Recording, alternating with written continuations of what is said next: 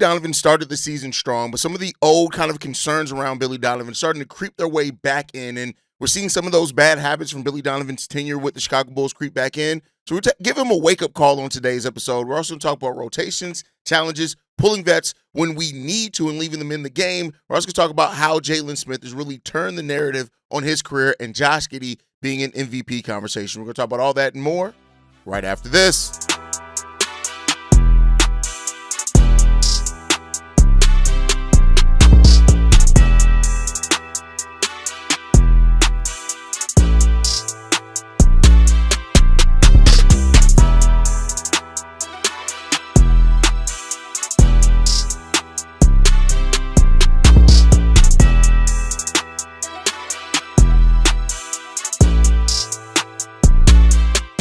What's going on, Bulls fans? Welcome to another episode of Chicago Bulls Central, your number one spot for everything Chicago Bulls related. I'm the host there, Haize, but more importantly, you guys can follow the channel at Shy Bear Central, or sorry, wrong show, Bulls Central Pod on every social media platform we happen to be on. With that said, let's go ahead and get into this content today, y'all. And I want to start off talking about Billy Donovan, right? And I want to be clear. Everything that I'm talking about today is a concern so far at the early part of this season. It's not necessarily a trend yet, even though it's happened over a couple of games. But one of the things that I am starting to be a little bit worried and concerned about is Billy Donovan. And Billy Donovan right now needs a wake-up call.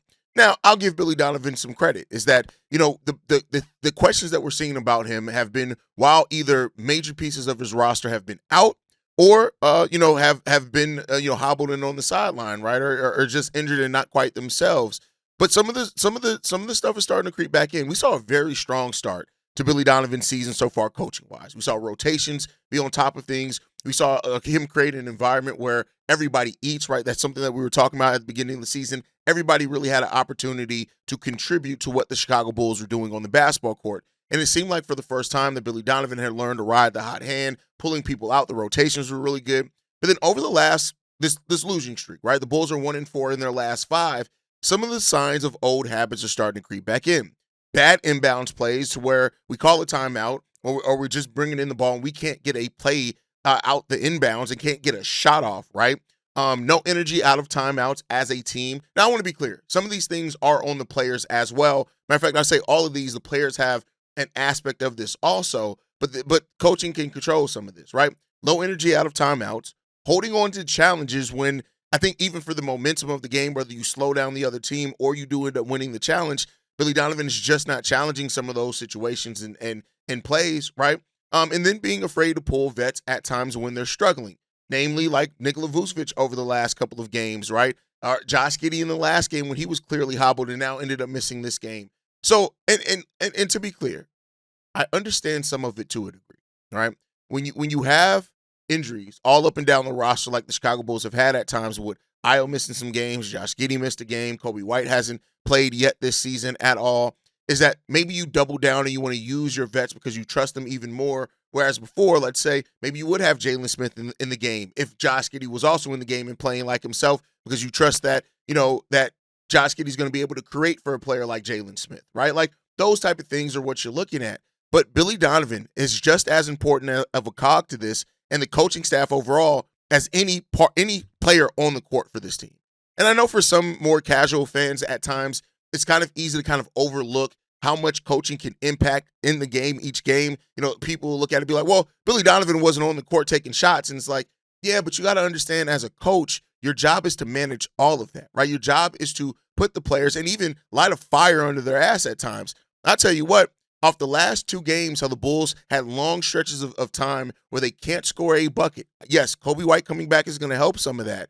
But Billy Donovan has almost let the team bleed out. And then by the time he did get a timeout in, a lot of that bleeding was already done. More specifically, the game before last against Giannis, against Cleveland, but this game against the Spurs, we saw Billy Donovan did call some timeouts down the stretch. So I can't, like I said, it's not like it's just one thing, right? But we do need Billy Donovan to get back more towards the Billy that was having fun with this team, the Billy that was on the sideline, not just chewing gum. We need that Billy Donovan back.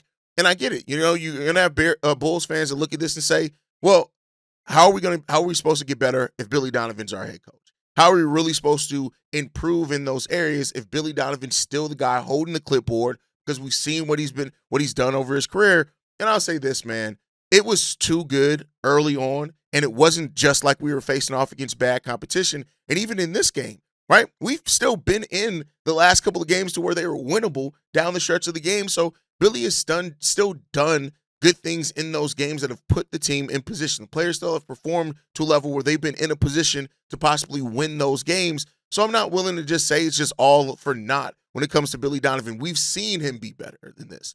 And again, the adjustments, getting out coached at times by coaches is something that, like, Billy Donovan has shown a proclivity to being able to do. And we got to get back into that at times. Like, Billy Donovan got to get back in his bag. And whether that's trusting Dan Craig more, whether that's trusting Wes Unseld more, whether it's trusting John Bryant more, and turning some things over to them and saying, hey, this is how I see the situation. What do you guys see? Because clearly, now that we're on a losing streak, we need a different eye of things. Trust the people around you. Trust your players, trust your coaching staff, and also trust the hot hand, man.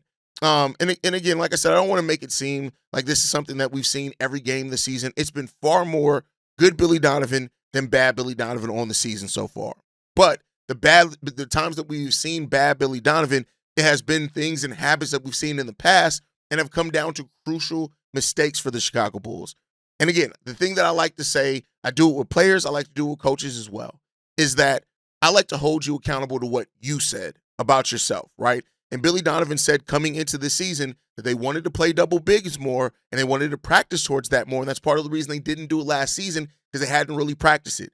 You identified that 2 days into training camp. We are now almost a month into the season. We are 11 days away from it being a month. So 3 weeks into the season. We need to see better from that from you as well, Billy Donovan. And I think that he can do that. And if Billy Donovan can start staving off some of that and get back to being, again, let's open the system back up. And this is no knock to Nikola Vucevic. Is he still going to be the starting center? Yes. Is he still going to do more good offensively than bad offensively? Yes. But is he still a defensive limitation? Yes, he is. And I'll give Vooch some credit. There were some possessions that he did guard Wemby well and forced Wemby into a bad shot yesterday. But as that game went on, you have a player now in Jaylen Smith who's had 2 excellent games, 2 of the best games of his career, back-to-back. You got to trust that guy, right? You got to trust the guy. And having bad inbounds plays, bad plays out of timeouts, that is unacceptable for any coach. I don't care how good you are, how bad you are. When you go, you should be coming out with your best shit coming out of a timeout when it's an offensive possession, because you called that timeout for a reason. You're going there taking that extra time to go to the drawing board to draw up a really good play. There's been too many times coming out of timeouts we've come out of that and in an inbounds play and haven't even been able to get a shot off. That is unacceptable from the players and from the coaching staff, and they got to get that together if we're going to want to get back on track, from what it looked like we could be early on in the season. So let's hope the Bulls can do it if they can, and Billy Donovan is going to be part of that as long as he's the head coach of this team. We're going to need better out of him, and we'll see what Billy Donovan can bring. But one of those, that player that I talked about, one of the players that bring this up is Jaylen Smith. Jaylen Smith, who signed a 3-year deal, only $27 million deal with a contract with the Bulls in the summer of 2024. He was 23 when he signed that deal. He was coming off a season where he averaged 9 points, 5 rebounds, 59% shooting from the field, and 42% shooting from 3. And he came into this, and we were hoping that he was going to be able to help the Chicago Bulls at that time, be the backup center, maybe play some 4, things like that. People were already saying, well, he's going to take Patrick Williams' starting position, right? And then when we got Zach Collins, Jaylen Smith fell completely out of the rotation. And with Zach Collins hurt to start the season, it has opened that role that we originally signed Jaylen Smith to be. That opened him back up to being the backup center. Now, when you look at this, he's had some games where he struggled, right? And we want to be clear there. Stix has had time. He's absolutely struggled for the Chicago Bulls, where it's been he can't hit anything. The defensive rotations have been bad. But since being held scoreless against Atlanta, he has averaged 12 points, 6.5 rebounds, 1.5 assists, a half a block per game. He's taken 1.8 three-pointers per game as well over the last 6. And doing this stretch, he's shooting 63% from the field and 44% from three-point range. And so I think that's really good. And then when you also look at the impact of it, we're plus 10 points better per 100 possessions when Jaylen Smith is on the court. He's 25 years old, right? And so when you look at when he's on the court as well, The offense has seen a great boost. We're averaging 13.3 points per 100 possessions better when Smith is on the floor. So from a player that's had a negative impact to start off the season, small sample size, to now pretty consistently is playing a positive role for the Chicago Bulls, Jaylen Smith has become a player now that deserves minutes on this Bulls team. Now, when Zach Collins comes back, Zach Collins is also going to earn those minutes. Make no mistake about that, right? But for Jaylen on the season to be averaging 50% shooting and 38% basically shooting from three, 6 rebounds that he's averaging on the season and 10 points, Jaylen has reminded everybody of why the Bulls brought him in and what he can be for this Bulls team. And I'll tell you what, they got to wake up. And the play, as long as he keeps up this level of play, it's not going to be perfect. But once Zach Collins does come back, we got to explore using Jaylen Smith as the power forward. That's not a knock on P. Will. I think P. Will has had a really good, stretch defensively for this Bulls team as well. But Jaylen Smith, the player that I came in here saying is going to be fighting for minutes when everybody's healthy, right along with Dalen, right along with Julian Phillips, I think Jaylen has now showed himself to separate himself in that race and in that conversation and being a player that can be a lot more consistent for this Bulls team and help in a lot of areas. And the Bulls need to explore that. Now, I will say this, they need to continue to explore that because with all the teams needing some big man help, one of those teams being Jaylen Smith's former team in the Indiana Pacers, not only could you benefit from moving him at the trade deadline if he's a player that you don't have as part of your future. Let's say the Bulls do know that they're going to go after a center this offseason and want to keep Zach Collins around, right? So you then have a new center that you're adding. We'll see what happens with Nikola Vucevic and still Zach Collins. That would mean that maybe there's not a spot for Jaylen. So if you can move Jaylen, get an expiring deal back for him, and then at that point you're adding even more cap space to your $110 million because a player in Jaylen who had one more year left on their deal, you've moved that for expiring. You can look at that. Now, I'm not saying that I would want to move Jaylen Smith. I'm just saying that much like I said with everything, when you get to the trade deadline and if you want to keep improving your team, you got to listen to everything. And there may be something that can help the Chicago Bulls at the trade deadline that you could explore that. Now, outside of that, even if the Bulls don't look to explore that, Jaylen Smith is helping this Bulls team win basketball games right now. And so because of that, you want to keep using him. And this is why Billy Donovan's lack of going to Jaylen Smith could really be a confidence killer for the kid. Like, I got it. These are professionals that get paid millions of dollars to go out there and play a game. But at the same time, it's also confidence. We've seen confidence hurt players that have been much better than Jaylen Smith, right? And so when you don't reward a player that's playing one of their best stretches of basketball in your jersey and they're left relegated to the sideline at times where they should be in the game helping you win basketball games, that can be a confidence killer that it's hard to recover from if you don't start trusting that player a little bit more. And so Jaylen Smith, it's more than just these last couple of games. Jaylen has put together a nice stretch here for the Chicago Bulls where I think when you're a role player like Jaylen, the thing is it's not just about the box score. Like the box score stats are great to look at, stuff like that. But more importantly than that, it's about looking at, all right, did I feel your presence out there on the basketball court? And since that Atlanta game, that was the third game on the season on October 27th, Jaylen Smith has had only one game he has not scored in double figures. Only one, and that was against Milwaukee. Other than that, we're talking about 10 points, 12, 14, 18, 11. Jaylen Smith is playing some really good basketball for you right now. And I think that the Bulls are missing a point, a big point, if they don't get it together and start allowing this man out there in some crucial moments because he's playing really good for this Bulls team. But with that said, from that to a rumor, reportedly, Daniel Gafford, comes from Mark Stein of the Stein line that says that Gafford isn't on the open market yet. But Tim McMahon of ESPN did report that Nico Harrison could be on his way out, which could change the direction of where the Dallas Mavericks are. And here's what I'm here to tell you. I don't know when and where the Bulls are going to find their center of the future. But for a guy that could definitely help this Bulls team and to look out if he could be acquirable at the trade deadline, I'm all in on Daniel Gafford. When you look at him, what he's done over the course of this season, averaging at least 1.3 shot blocks per game, in each of his 6 seasons, which is really good. That's per 36. When you look at his averages, his per 36 averages of 16.8 points, 10 rebounds, 2.8 blocks. This is a guy that can definitely help the team and bring some needed edge to what the Bulls are looking to do. Now, this is a big what if, and this is speculation around those things, but Tim McMahon did say this. There's a whole lot of things that ain't good with the Mavericks.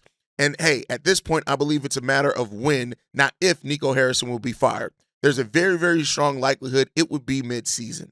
And so Nico Harrison is one of the factors of that Mavericks franchise that was a factor in bringing in Daniel Gafford. Now, that was to go on a finals run with Luka Doncic. And so apparently with him being, if Nico Harrison is removed, it could lead Daniel Gafford to be one of the first players moved once Nico Harrison is moved off of it. Now, he does have a 3-year, $54 million contract, and that will then cut into the Chicago Bulls cap space that's available this offseason. But when you pair that with what I talked about before, and the fact that maybe a player like Jaylen Smith you can use to kind of supplement some of that, maybe it's something that the Bulls could look at. So Daniel Gafford, reportedly a big man that is out there, that is available. The question then becomes about, do the Chicago Bulls want to make that move for Daniel Gafford or ride out with what they have? And I'll say this, to the credit of this as well, you guys know I always like to talk counterpoint to my own points, is that when Zach Collins gets back, you may be perfectly fine between Vooch, Zach Collins, and Jaylen Smith. We just talked about how good Jaylen Smith has played.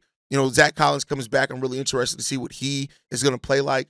But, when you look at a player like Daniel Gafford, who's under contract until the 2028-29 season, I tell you what, yes, he's making $17 million, $18 million, and $18 million again. But if you are looking to move on from Vooch, or if you know Jalen Smith's not going to be there, or either way, I'm not mad at paying that. But it's matching it. That could be difficult for the Chicago Bulls. They could pull together the salary to match it, but that could mean having to give up a piece that is actually working for you, a la like a Kevin Huerter, or maybe you do give up a Zach Collins in that move, but you make the more long-term play, even though I want to see Zach Collins back on the court. But let me know what you guys think down below on the potential of bringing Daniel Gafford back to the Chicago Bulls team. Is it something that you guys would consider? Is it something that you think the Bulls should stay clear of when it comes down to it? I just look at it and say, I think Daniel Gafford could really help this team. He could bring the style of play that we want from a center. And having Daniel Gafford catching lobs from a player like Josh Giddey and Trey Jones, right? Or playing, like one thing you don't have to worry about Daniel Gafford is he's going to actually keep his big ass in the paint and play that true big man style that Chicago Bulls have been missing in a lot of ways. I wouldn't be mad at that. I wouldn't be mad at Daniel Gafford, even if you have to give up one of your current backup centers as well as other things to kind of make that happen. But we'll see. And I think Daniel Gafford and Zach Collins contracts actually work one for one. If you're going to just trade up a straight up trade, which we know AK has a proclivity to do, maybe throw in a couple of seconds. We'll see. But again, that would be making quite a win now move. And admittedly, AK said they're not skipping steps. So in that not skipping steps, it could mean that they're not even willing to make that level of move, which, again, if that's your vision, that's what you want to do for your team, we'll see. But with that said, last topic before we get out of here, man. Josh Giddey did miss yesterday's game, but it does not seem like it's going to be anything long-term or serious. Direct quote here saying this.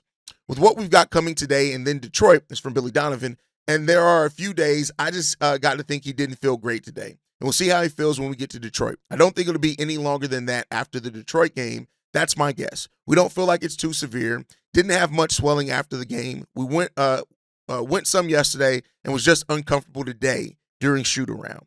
And this just seemed like more of a momentary setback for Josh Giddey, who's off to an amazing start on the season. He's averaging 21 points, 9.6 rebounds, 9.3 assists.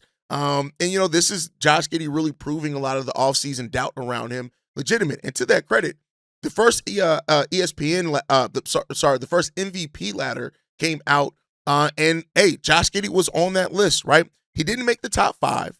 He fell right outside the group of superstars at the number 6 spot that had him behind SGA, Giannis, Nikola Jokic, Wemby, and Luka Doncic, right? So there you go on that one. Now, this was also created before the Bulls went on the 2-game losing streak, now on the 3-game losing streak, so we'll see how that is. But when you look at players after Josh Giddey, Maxey, Donovan Mitchell, Steph Curry, Alfred Sengun, Josh Giddey is off to a really good start. And a lot of the offseason doubt around Josh Giddey, you start to see turn around for him in his favor because people are starting to realize this Giddy kid can actually play some goddamn basketball, which is really good to see. And, MVP ladder at this point isn't important, and I don't want to focus on that aspect of it. But what I do like about this is that people are starting to realize that, hey, last season, the end wasn't a fluke.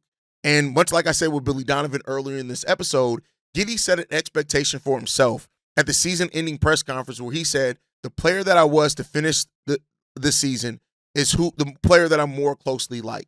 And that's what we've seen to start off the season. The numbers are almost exactly the same while his shooting splits have increased. That shooting stretch that he was on, that so many people like to point out to, was not sustainable. He's sustained it at the start of this season so far. Now, I don't expect him to shoot over 40% from three for the entirety of a year, but if he does it, great. But I think overall, like, Josh Giddey's just showing and proving that he is the player that we saw finish last season, and for that, he's been rewarded. Now, I mean, he did get his ankles broken, and that replay is definitely going to be on replays for the majority for the rest of his career. But Josh Giddey's really performed well for this Bulls team, and I'm glad that it seems like even more Bulls fans are coming around to it. Now, some of y'all have shifted that concern towards Kobe White, and now Kobe's going to have to prove y'all wrong on that one. But for what it's worth, Josh Giddey's come into the season, and he's been exactly who he said he was at the end of last season, and he's followed up that crazy run that he was on with consistent play at that level this season for the most part. So let's get Josh Giddey back out there on the court. It doesn't seem like it's going to be a long-term injury. It doesn't seem like the Bulls are worried about it being a long-term injury. And after Josh Giddey comes back, Kobe White is coming back right around the corner with that. We had Kobe and Noah Essengay do a practice down in the Windy City Bulls. They both got called back up. And Billy Donovan said that they're going to see how his body reacts to what he did down there in the Windy City.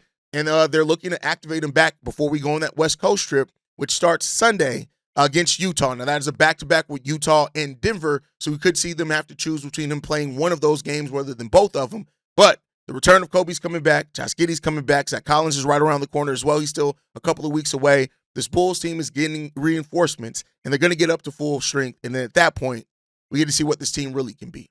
But that's my time for today, guys. Make sure you guys are following us at Bulls Central Pod. You send us any feedback, questions, comments, concerns, bullcentralpod@gmail.com. Lastly, if you want to leave a text message and or voicemail for the mailbag, the number to do so, 773-270-2799. We're the number one spot for everything Chicago Bulls related, but that is thanks to you, lovely and beautiful people. And like I like to end every episode on, stay safe, see red, and as always, go Bulls. Love you guys.